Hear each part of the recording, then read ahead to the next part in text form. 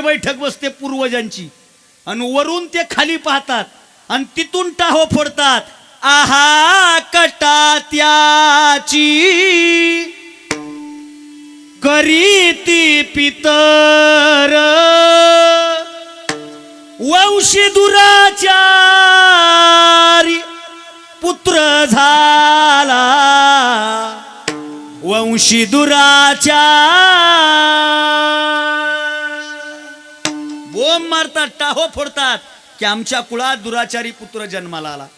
आणि जो पुत्र या ऋणातून मुक्त होतो ना त्याच्यासाठी कालच्या महाराजांनी घेतलेल्या अभंगाचं प्रमाण आहे. कुळी कन्या पुत्र होती जे सात्विक. हाच होता का? हा काल होतो इथं मी. कालचं मी पाकिट राहिलंय साहेब. मी आल्या विचारलं काय, कारण कळालं पाहिजे ना भाव कुठला आहे. कुळी कन्या पुत्र होती जे सात्विक तयाचा हरिक वाटे दे. फेडलं पाहिजे माय. ऋण फेडणं अशक्य आहे. या जगामध्ये सगळ्याचे ऋण फेडता येतात, माईचं ऋण फेडता येत नाही. फेडता येत नाही. प्रयत्न करणं आपलं काम आहे. फेडणं शक्य नाही पण प्रयत्न करणं आपलं. माई इतकी मोठी दौलत नाही. मी मगाशी ओव्या म्हणल्या, महिला मंडळ माना हलू लागल्या खाली. या ओव्या माझ्याकडे आईकडून आल्या. माझ्या आईला वाचता येत नाही, माझ्या आईला लिहिता येत नाही, पण माझी आई इतक्या ओव्या म्हणते अरे बाप. बरं तिला शुद्ध मला बोलता येत नाही आणि मी त्याच्यामुळं साधं बोलतो महाराज.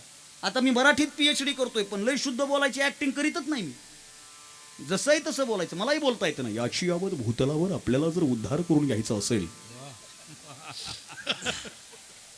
तर साधकानं मोक्ष पद्धतीनं विचार करत असताना भगवंताचं नाम कंठामध्ये धरून आयुष्याचं कल्याणकारीमय प्रवास केला तर त्याच्या जीवनाला सद्गती प्राप्त होते.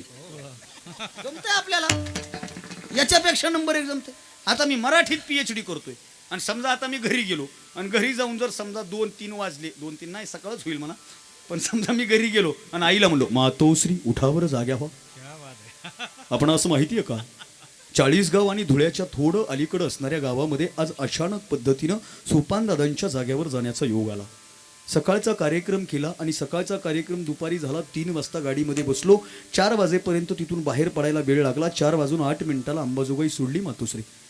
रस्त्यानं येत असताना रस्त्यात खड्डा आहे का खड्ड्यात रस्ता याचा काही मेळ लागला नाही. संयोजक फोन करून विचारत होते जेवायचं कसं, पण घडी पुढे जात होती म्हणून जेवायला वेळ मिळाला नाही मातोश्री. इथं येईपर्यंत पोटामध्ये कावळ्यांची किवकिव वाढली. कीर्तन झाल्याच्या नंतर जास्त जेवण गेलं नाही. वापस जाताना घाटामध्ये जाम आहे का असं वाटलं, पण घाटाच्या वळणामध्ये पोटामध्ये गोळा उठत होता. मातोश्री इथं येईपर्यंत प्रत्येक खड्ड्यागिरी पोटामध्ये असा आगडोंब वाहत होता. उठा मातोश्री, जाग्या व्हा, स्वयंपाकगृहामध्ये जा, अन्नपूर्णा मातेला प्रसन्न करा आणि तुमच्या पवित्र करकमलानी पंच नाही तर नाही खिचडी नामक एखादं पक्वान आमच्या पोटाचा अग्नी तृप्त करा. आई म्हणील ह्याला काय कुत्र चावलं याची गाडी कुठं धडकली का, हे उग का असं डोक्यावर बिक्यावर पडलं. पण मी रात्री कधी घरी जाऊ द्या ना आईला म्हणू द्या आई लय भूक लागली ग काहीतरी जेवू घाल. रात्री आई घडी बघत नाही, लेकराला गरम जेवू घालते, कारण आईचं मन निर्मळ असतं आणि आईला आईच्या भाषेत बोललेलं आवडतं. काय सांगते हो आई. साहेब इथं बसलेत, मी इथं बसलोय. माझ्या आईला व्याख्यानातलं कीर्तनातलं कळत नाही साहेब. माझ्या आईला PhDतलं बी कळत नाही. माझ्या आईला शिक्षणातलं बी कळत नाही. पण माझ्या आईनं मला एकच शपथ दिली. माझी आई म्हणली बाळा तू समोर असतो, तुझ्या समोर हजारो लोक असतात, इथं उभा राहून बोलत असताना कोणाच्या घरामध्ये आग लागणार नाही असं बोलू नको आणि कोणाच्या मनाला त्रास होणार नाही असं बोलू नको. अहो जगातलं सगळ्यात मोठं तत्वज्ञान माईनं शिकवलं ना. काय शिकवते बरं माय, काय असतं बरं वैशिष्ट्य माईचं. मी मराठीत PhD करतो, इतका संचय माझ्याकडं. जरा वेळ घेतला तर जमतंय ना. हो जरा वेळ घेतो मी तुमचा. माईचं मन कसं असतं. नदी असते, नद्यामध्ये मासे असतात, मासुळी असते. काही मासे नवीन जन्माला आलेले असतात, ते त्याच्या आईच्या भोवती फिरत असतात, बरोबर आहे का नाही. आणि जन्माला आलेले मासुळी इकडे तिकडे फिरत असते ना, तेव्हा ती मासुळी तिच्या माशाला उपदेश करते.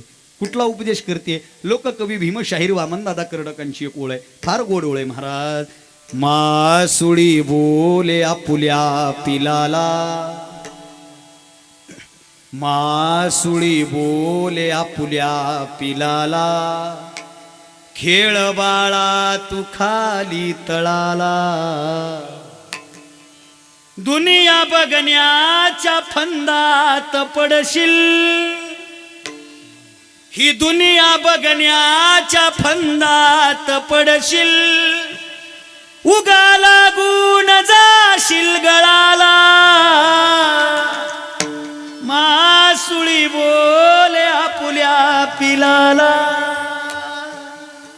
काय गोड ओळ मासुळीनं पिलाला म्हणाव खाली खेळ बाबा, वर गेलास तर कोळी बसलाय टपून, कोळी जाळ टाकल आणि तुला धरून नेईल.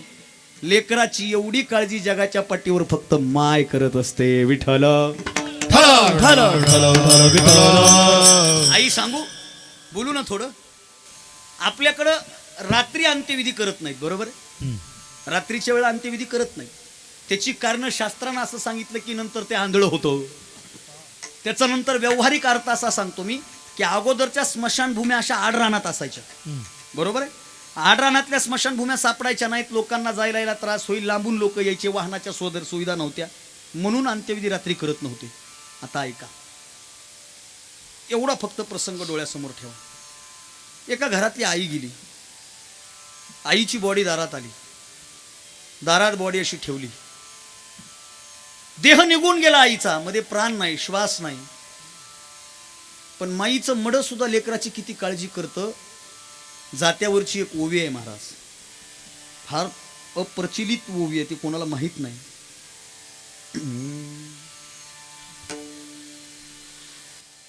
गेला महाजीव, गेला महाजीव मले, भीतीला खुटवा मले, भीतीला खुटवा. सोन्याचं पिंपळ पान, सोन्याचं पिंपळ पान माझ्या माहेरी पाठवा, माझ्या माहेरी पाठवा, माझ्या माहेरी पाठवा. गेला महाजीव, गेला महाजीव महे, तिरडीले साखळ्या, माझ्या तिरडीले साखळ्या.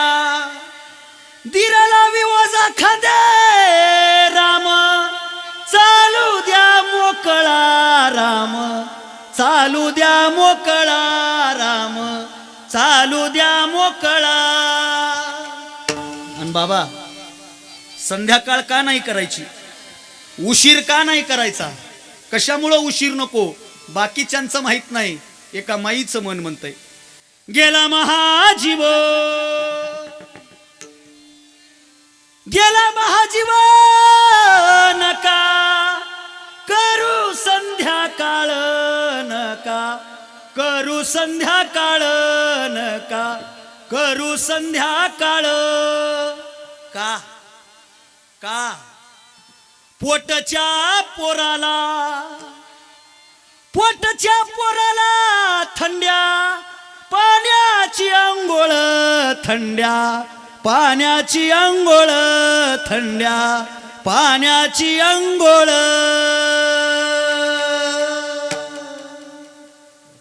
लवकर आटपा रे, लवकर आटपा.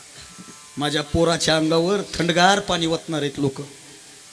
मसनवाट्यात गेल्यास मडकं फोडायच्या आधी बदबद थंडगार थंडगार ओतणार आहे. थंडगार माझ्या लेकराच्या अंगावर पाणी टाकलं तर माझ्या लेकराला सर्दी होईल. देह निघून गेल्याच्या नंतर सुद्धा लेकराचा विचार या जगात फक्त माय करू शकते. आई कधीच काही मागत नाही बरं का, आणि जी कधीच काही मागत नसते ना ती आई असते बरं का. आई कधी म्हणत नाही इरकल आण, आई कधी म्हणत नाही साडी आण, आई कधी म्हणते का बाबा? ते डिपार्टमेंट वेगळं आहे. हो ना, माझं झालंय म्हणून मला माहिती आहे ना. मी इथं निफाडला आलतो बाबा, शास्त्री बाबा इथं निफाडला, निफाडचा कार्यक्रम केला आणि जाता जाता येवला लागला. आणि त्या येवल्यात एंट्री केली की पाट्या दिसल्या, पंडित पैठणी, हरी पैठणी, कपासे पैठणी, सुषमा पैठणी, पैठणीच पैठणी. मी आईला फोन केला, म्हणलं आई तुझ्यासाठी एक पैठणी आणू का? आता आईला पैठणी माहिती फक्त ती 40-50 हजाराची. आई म्हणली नग बाबा पाकिट नको घालू, तू गपचूप ये, नको ग पैसा खर्च करू, ये बाबा ये गपचूप ये, नको मला काय आणू, घरात लई साड्या आहेत. कोण म्हणलं? आई. मी फोन ठेवला आई, आणि 15 मिनिटांना मला दुसरा फोन आला. मला 2 न्याव्या लागल्या, 2. कोणाचा फोन आलता वेगळं सांगायची गरज, माईचाच फोन होता. माझ्या लेकराच्या. आता हे ज्याला कळेल त्याला कळेल. विनोदाचा भाग सोडा, पण ही ओवी ऐकल्याच्या नंतर मी डोळ्यात पाणी होतं महाराज. सरल दळण मी ते आणिक घेणार, अन देवा विठ्ठलाची मले पालखी येणार. सरल दळण. माईचा भाव आहे. माय काय करते बरं आई, काय करते माय? अगोदरचे घर आठवा. यांच्याकडे बघितलं की माझ्या लक्षात येतं नऊवारी साडी आहे, डोक्यावर पदर आहे. बरोबर आहे का नाही? नऊवारी साडीतल्या म्हाताऱ्यांना माहिती, बाबा आता फॅशन आली हो. हे ऐका रे पोरांनो, आता फॅशन आली. अर्ध शर्ट पिवळं, अर्ध शर्ट निळं, चौकोनी चौकोनी शर्ट आली का नाही रे? पाठीमागून काळं, पुढून पांढरं, मध्ये हिरवा पट्टा, इकडून भगवा पट्टा, वेगवेगळे ठिगळं लावून त्याचं नाव आहे फॅशन. बाबा हो, ही फॅशन भारतीय संस्कृतीत नवी नाही. माझ्या माईची परिस्थिती नव्हती तेव्हा माझ्या आईचं अर्ध लुगडं हिरवं होतं आणि अर्ध लुगडं लाल होतं. माईनं ते मधोमध शिवलं आणि मधी शिवलेली घडी बरोबर आड लपवली, कारण माईनं संसार उघड्यावर पडू दिला नाही. तिला माय म्हणतात.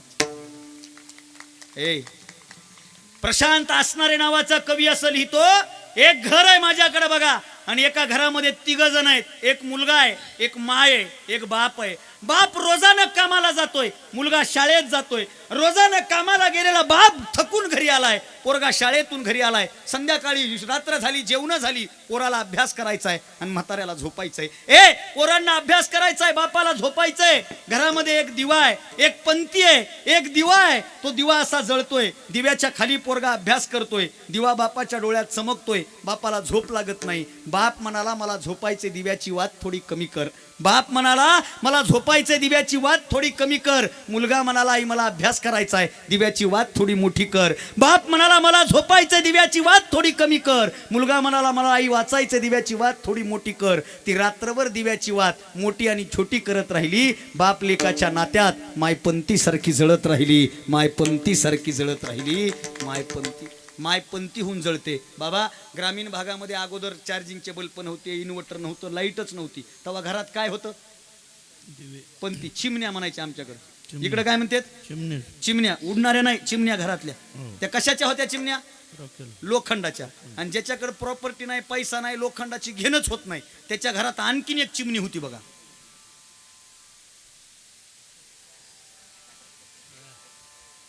पटलं ना? बाटली कशाची? हा, काचची. पण बाटली कशाची? शाबास शाबास, कळलं. माणसाला शुद्ध मराठी बोलता येत नाही, फक्त हे बोलताना माणूस इंग्रजीमध्ये बोलतोय 90. लय अवघड होऊन बसलंय सगळं. होत्या का नाही?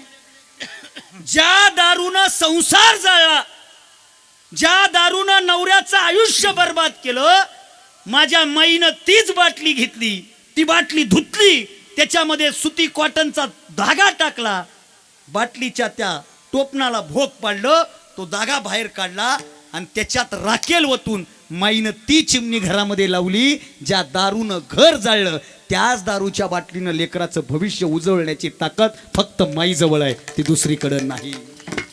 चिल्या पिल्या वासराला, वासराला,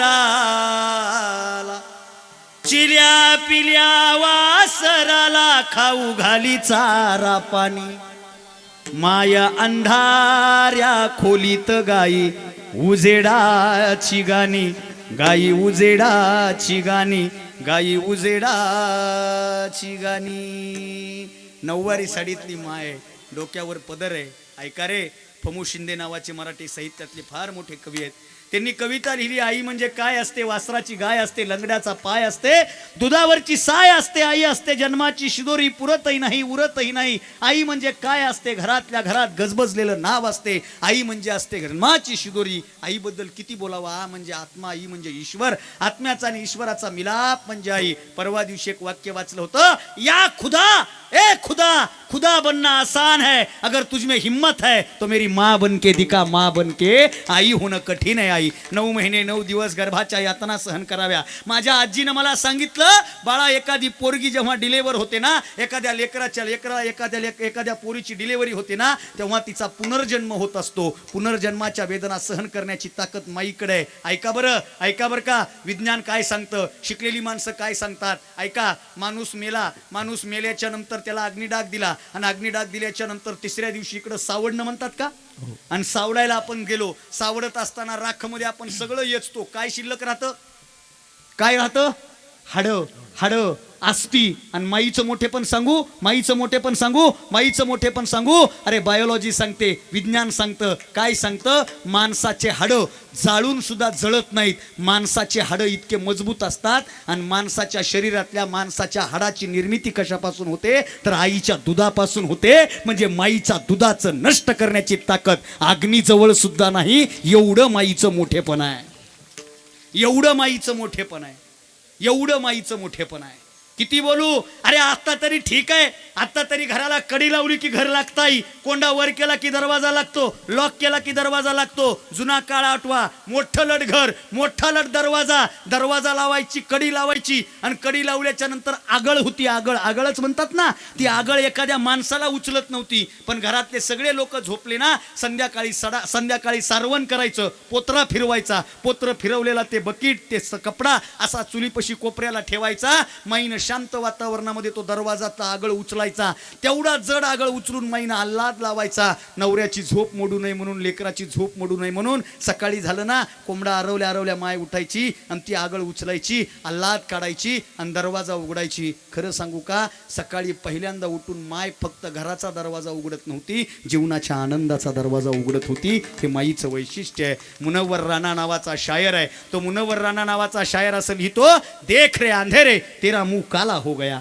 देख रे अंधेरे तेरा मुंह काला हो गया, मेरे माँ ने आँख खोली और घर में उजाला हो गया, मेरे माँ ने आँख खोली और घर में उजाला हो गया. ये जो मैं कहता हूँ फसाना नहीं हकीकत है, ये जो मैं कहता हूँ वो फसाना नहीं हकीकत है. माँ तपायत हो या भिकारिन उसके कदमों में ही जन्नत है. माँ जब भी गुस्से में होती है वो रो देती है. ये जो मैं कहता हूँ फसाना नहीं हकीकत है, माँ तपायत हो या भिकारिन उसके कदमों में ही जन्नत है. किसी को घर मिला हिस्से में, किसी के हिस्से में दुका आई, मैं घर में सबसे छोटा था, मेरे हिस्से में माँ आई, मेरे हिस्से में माँ आई.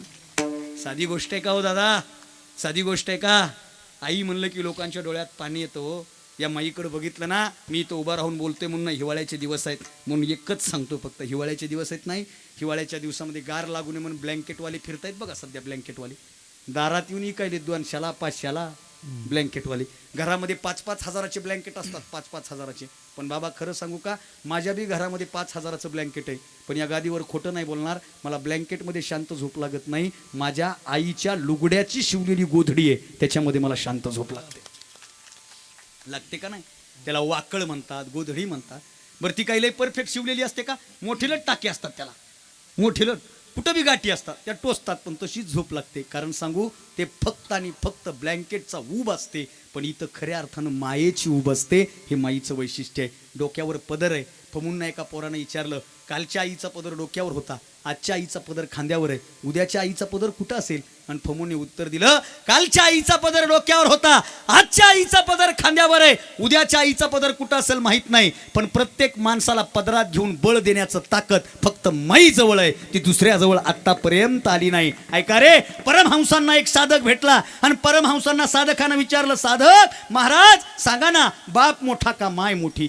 परमहंस म्हणले, दोघंही मोठे. नाही, कोणीतरी एक मोठा असेल. अरे दोघंही मोठे रे बाबा, दोघाचेही उपकार तेवढेत, पण तरी बी परमहंस म्हणले, बापापेक्षा काकणभर थोडी आई मोठी. कस काय मोठी, सिद्ध करा. परमहंसांनी त्याला जवळ बोलवलं, त्याला जवळ घेतलं, डोक्यावर हात ठेवला. समोर 1-1.5 किलोचा धोंडा होता, तो धोंडा उचलला, तो त्यांनी त्याच्या उपरण्यात बांधला, आणि उपरनं त्याच्या पोटाला बांधलं. आणि परमहंसांनी सांगितलं, घरी जा आणि 24 तासानं मला भेटायला ये. साधक म्हणला, येतो ना भेटायला, फक्त एकच आट आहे बरं का, 24 तासानं मला भेटायला येशील ना, तेव्हा हे ओझं तुझ्या अंगावरच असलं पाहिजे. 24 तासात हे ओझं अंगापासून वेगळं करायचं नाही. तो म्हणला ठीक आहे. घरी गेला. 4-5 तास झाले. आता जड वाटायला लागलं. झोपायला या अडंगावून त्या अडंगावर, त्या अडंगावून या अडंगावर होता येईना. पोटाचा धोंडा उघडला, छातीजवळ ठेवला, रात्रभर झोपला. सकाळी उठला, स्नान करताना खांद्यावर घेतला, बांधायला बघायला बांधताच येईना. शेवटी तो डोक्यावर चुंबळ करून ठेवला धोंडा आणि परमहंसांना भेटायला आला. परमहंस म्हणले, आलास? हो आलो. तुझ्या प्रश्नाचं उत्तर मिळालं? नाही मिळालं ना.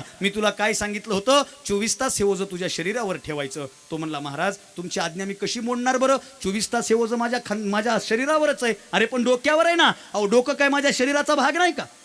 डोकंही माझ्या शरीराचा भाग आहे, छातीही माझ्या शरीराचा भाग आहे, खांदाही माझ्या शरीराचा भाग आहे, पोटही माझ्या शरीराचा भाग आहे. माझ्या शरीरावरच ओझं होतं, मी शरीरापासून दूर केलं नाही. आणि परमहंस म्हणले, तुझं उत्तर कळालं असेल तर सांगतो. 1.5 किलोचा धोंडा बाहेरून तुझ्या पोटाला बांधला तर तुला 24 तास सहन करता आला नाही. त्या माईनं आतड्यामध्ये हाडामासाचा गोळा 9 महिने 9 दिवस कसा साठवला असेल, फक्त याचा एकदा विचार कर, तुझ्या प्रश्नाचं उत्तर मिळेल. माईच्या पदरात किती ताकद आहे. ही लहानी लहानी लेकरं बसलीत साहेब, एवढं सांगतो. ही लहानी लहानी लेकरं बसलीत. आपल्याकडे एक पद्धत आहे बाबा, ह्यांना भिडू घालतात. इकडे आहे का नाही माहित नाही बघा. धरी बाबा आला, धरी बाबा आला, धरी बाबा आला, भिडू घालतात ना. आणि ही लेकरं काय करतात, अशी घाबरतात. आणि हे लेकरं जर घाबरले ना, ह्यांच्या पाठीमागं लागायचो तुम्ही. धरी बाबा आला, धरी बाबा आला, धरी बाबा आला. ही लेकरं पळतेत आणि माईच्या पदरात जातात. आणि माईच्या पदरात जाऊन पुन्हा म्हणतात, ये आता तूही बघतो, ये तूही दाखवतो. म्हणजे या लेकरांना सुद्धा माईच्या पदरात गेल्याच्या नंतर 10 हत्तीचं बळ प्राप्त होतं. चिंटू नावाचा चित्रपट आला आणि त्या चित्रपटात गाणं आलं, एकटी एकटी एकटी एकटी घाबरलीस ना, वाटलंच होतं आई, म्हणूनच तर तुला सोडून दूर गेलो नाही. ना ना ना ना ना ना ना ना ना ना ना. आणि त्याच्यात आईची ओळ आहे. बरं झालं आला सोन्या, काही खोट नाही, कुशीत नसतं पिल्लू तेव्हा घाबरते रे आई. ना ना ना ना ना ना ना ना ना. आई तृतीय पुण्यस्मरण आहे म्हणून एक वाक्य बोलू. एखादी बाई आई कधी होते? जेव्हा तिला लेकरू होतं तेव्हा ती आई होत नाही. माझ्या अंगावर काटा आलाय. एखादी बाई तेव्हा आई होत नाही जेव्हा तिला लेकरू होतं.